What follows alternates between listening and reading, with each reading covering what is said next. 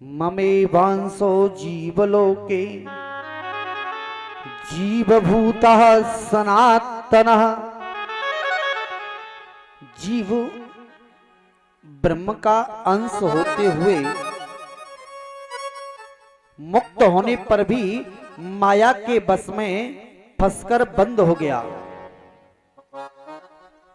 जीव को अपने स्वरूप का आभास होना ही ज्ञान होता है और ज्ञान होते ही उसके सारे संचित कर्म जलकर खत्म हो जाते हैं। जीव को अपने स्वरूप का ज्ञान होना बहुत ही कठिन है। इसके लिए तो कोई समर्थ गुरु मिल जाए तो उसे ज्ञान की प्राप्ति करा सकता है।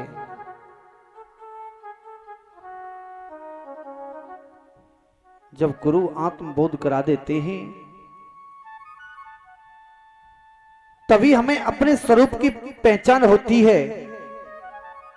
हम कौन हैं, क्यों आए हैं और हमें क्या करना है। एक शेर का बच्चा जन्म लेते ही अपनी मां से अलग हो गया। उसे एक चरवाहे ने अपने भेड़ों में मिला लिया। उसे भेड़ों के साथ में पाला। उसके साथी गुमाता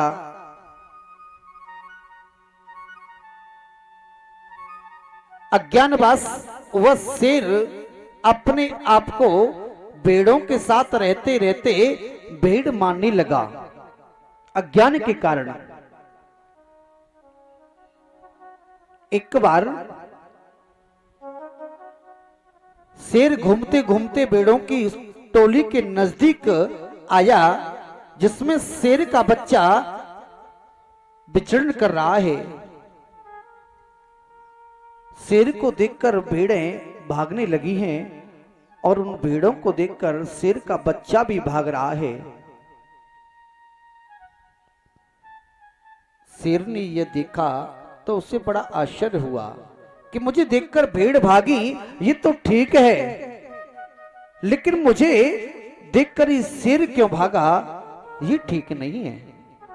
ये कैसे भागा।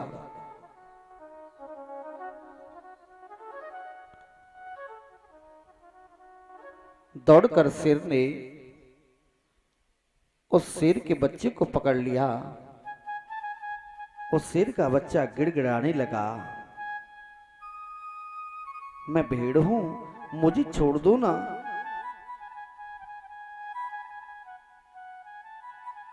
शेर ने कहा, अरे पागल, तू भेड़ नहीं है, तू तो शेर है, तू हमारी जाति का है, तू अपने आप को पहचान। बोले नहीं, मैं भेड़ हूं। तू शेर है, तुझे डरना नहीं चाहिए, मैं तुम्हें खाऊंगा नहीं। परंतु शेर के बच्चे को विश्वास नहीं हुआ। वह कहने लगा है कि मैं भेड़ हूं, मुझे मत मारना, मुझे मत खाना।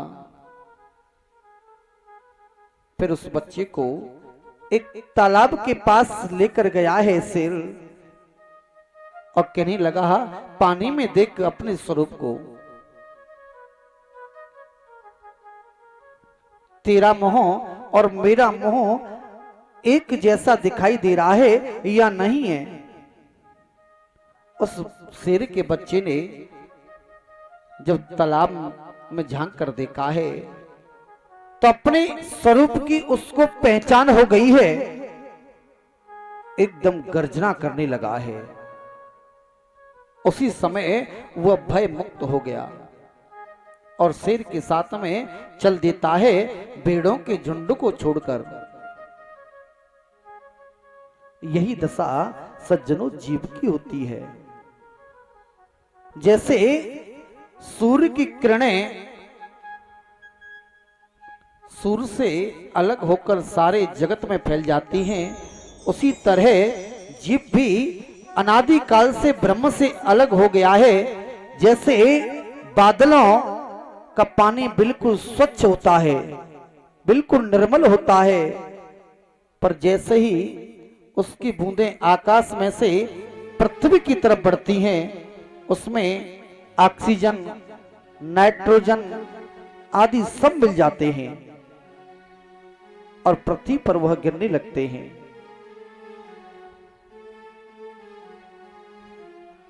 प्रिय सज्जनों, जब तक आप अपने स्वरूप को नहीं पहचानोगे तब तक भगवत प्राप्ति नहीं होगी।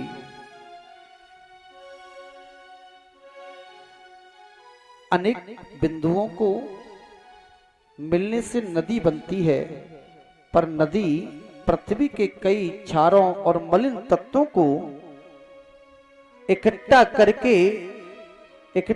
करते करते समुद्र में मिल जाती है और समुद्र का पानी खारा हो जाता है। फिर जब सूर्य के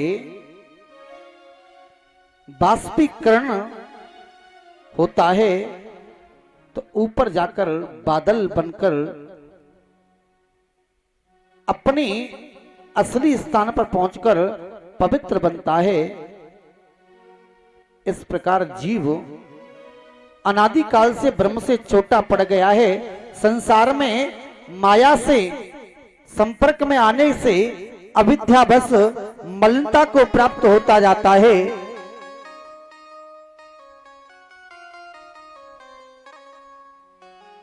इसलिए सज्जनों, अज्ञान को छोड़कर ज्ञान की तरफ चलें, अंधकार को छोड़कर प्रकाश की तरफ चलें, तभी हमें मुक्ति मिलेगी।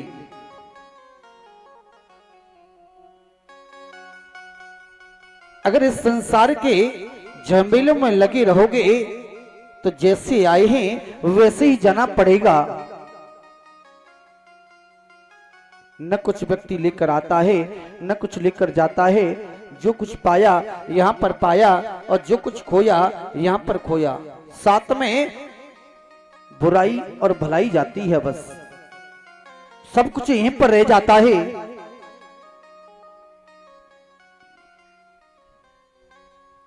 आया है सो जाएगा, राजा रंग फकीर, कोई सिंहासन चढ़ गया, कोई बधा जंजीर। जो आया है उसे जाना अवश्य है।